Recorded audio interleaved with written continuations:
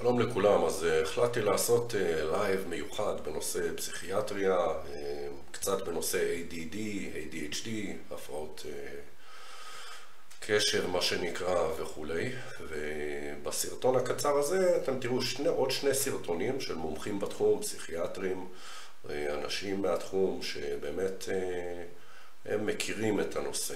אז נתחיל בנושא הראשון, ב-ADHD, ADD, אם זה קיים או לא קיים, והבאתי לכם איזה יוטיוב מעניין בנושא, אז הנה זה מתחיל. Sponsored a 3-day ADHD conference and invited experts from around the world to participate. This rare video provides a disturbing glimpse of the event, one which the government does not want you to see. We have agreed that there is no consistent diagnostic test for ADHD. Our knowledge about the cause or causes of ADHD remains speculative. I would now like to open the forum to questions from the press. Joe Palca with National Public Radio. It sounds a little bit like you're saying that the definition is a little like the Supreme Court's definition of pornography, which is you know it when you see it. No, I'm concerned. We're going to disagree, and okay. I would like any member of the panel to describe a typical ADHD in terms of symptomatology. Mark, would you like to? Since you see them in your practice. I mean, I think the panel has been frank, and you know the difficulties here are immense in terms of these. I mean, it is hard. It's very hard to know how to answer this question. These kids, in my experience, when you see these kids, they are, you know, several standard deviations different in terms of they cannot sit still, they cannot attend, they cannot, you know, even when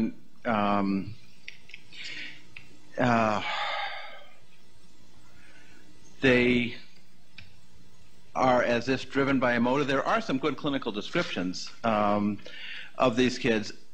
I think as pediatrician Mark Vonnegut struggles desperately to describe the symptoms of an ADHD child, it's fair to note that he must have diagnosed and treated hundreds of children for ADHD prior to this conference. But on this day at least, Dr. Vonnegut isn't clear at all about what identifying characteristics are present in an ADHD child. I think the part of the problem is the profession keeps changing the diagnosis. We have DSM-4, the latest thing, but we have no guarantee that DSM-5 won't give us yet another diagnosis. But certainly, I think we have the feeling, again, that's not very satisfying, and I'm sure somebody else on this panel should have and could have done a better job than me with this question, so I'll stop talking now. Anybody on the panel want to? When the talking stopped, however, it became painfully evident that the esteemed proponents of ADHD were incapable of providing a cogent definition of this mysterious condition. אז כמו שראינו, אין למומחים יותר מדי מה להגיד,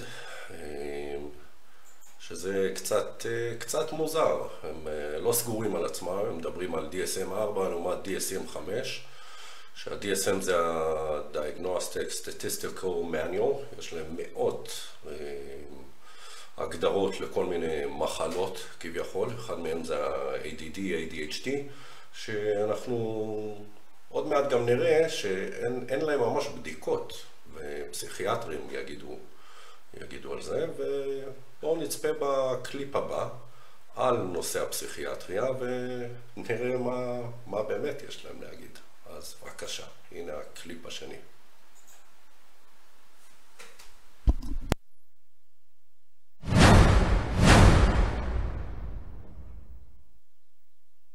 Psychiatry in all of this time doesn't have one case report of one disease validated, not one. What they do is they meet at the American Psychiatric Association, they meet in the DSM committee, Diagnostic Statistical Manual Committee, and they vote on making new behavioral and emotional disorders, and they vote, and then they start immediately calling them diseases. And they tell people, they tell the public these are diseases. Total fraud. Total fraud. The actual truth about chemical balance is that it's an actual lie. Nobody has yet measured, demonstrated, or created a test to show that somebody has a chemical imbalance in their brain. Period.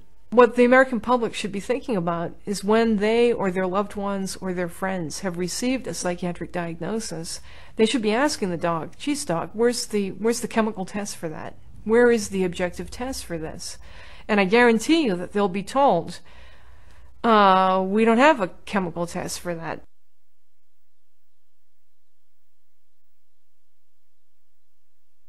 There are no biological tests for any mental illnesses that I'm aware of.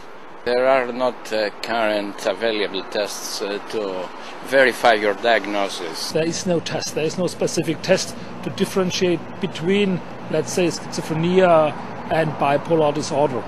Not a single test. Yeah, we have not really confirmatory test for the diagnosis. There is no test, there's no biopsy you can do that says this person is depressed, this person is bipolar.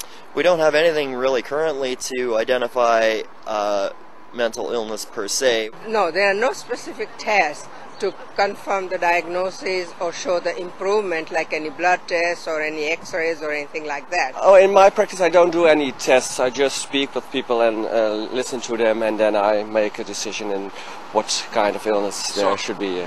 We don't really have any specific blood tests or other tests that are definitive for any mental illness whatsoever.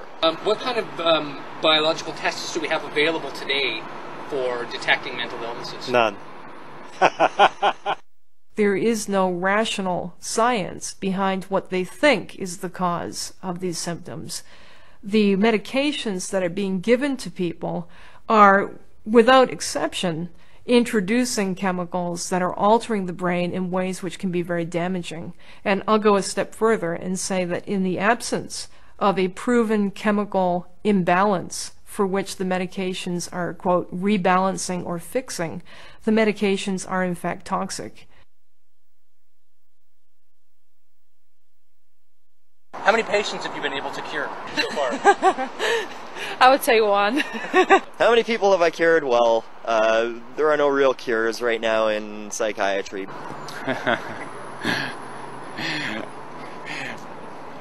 Yeah. The idea of any, you asked me about the issue about how many people I've cured.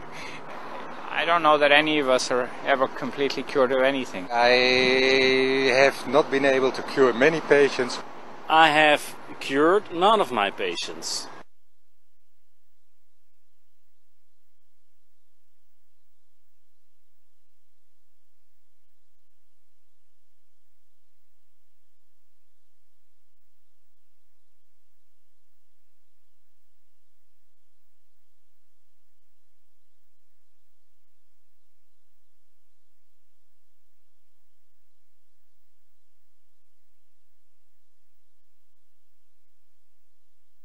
So you asked to ask? אז אם ככה, ראינו מה יש לפסיכיאטרים להגיד. הם אומרים שאין בדיקה שיכולה להגדיר מחלת נפש, ושלא כמו בדיקת דם או איזשהו רנטגן וכולי. ראינו גם שהם בעצם ממציאים כל שנה כל מיני הגדרות ומונחים, וכתוצאה מזה הם יוצרים עוד ועוד תרופות. זה עסק ממש ממש גדול.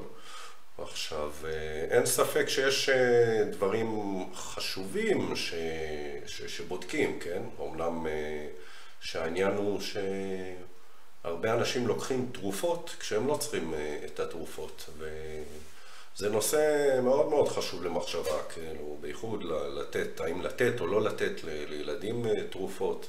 אני ממש לא בעד לתת, נקווה שהמדע הזה כביכול, האמת שזה לא ממש מדע, אני אביא את זה